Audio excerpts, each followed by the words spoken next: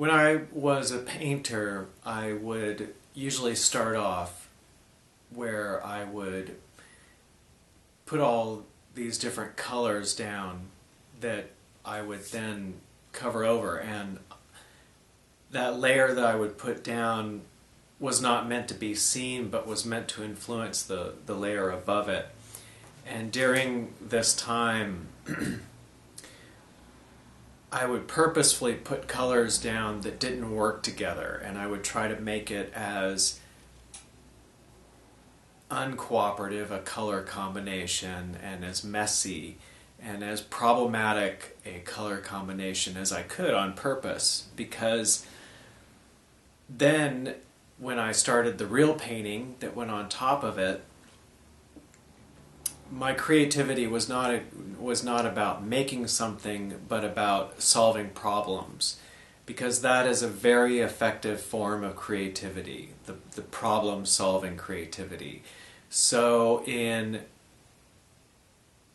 trying to pull this mess into something that worked by changing it to a point where it did work, sometimes it's a lot easier to be creative about solving problems than to be creative just to create something new. Creativity is very good at solving problems, so give it a problem and the creativity kicks in. This was also useful because it took me in directions I never would have gone before, and it sort of pushed me into new areas. Now I'm working on an animation project, and I make these tutorials to get the word out about my project. It's at solomation.com. If you have time, please go check it out, and if you would like to get me all inspired to make more of these tutorials on creativity, hit the like button and subscribe. Now, this video is not about painting, it's about creativity, and what I'm describing can be used in any art form. If you were to apply this to writing, you could brainstorm and have your characters just say outrageous things that don't have to do with where they are. You can have them really, go out of bounds and just try to do things that you know aren't going to work. And the more time you spend with that, then you have a lot of material that as you throw some of that material out and try to reel some of that material in, it can create a complexity of character. It can cause you to think about those characters in different ways, discover new things about them, and add to the spontaneity and enjoyment of the dialogue you're writing and just the writing in general. Being human, we have the tendency to think along the same lines and to repeat the way we see things and look at things the same way. And by creating a mess that then we need to creatively clean up, in effect what we do is we push ourselves out of that region. We start to find ourselves in new creative regions that if we were just to start making something, we wouldn't find ourselves. Also, the final result had some elements of that underlying mess, and it had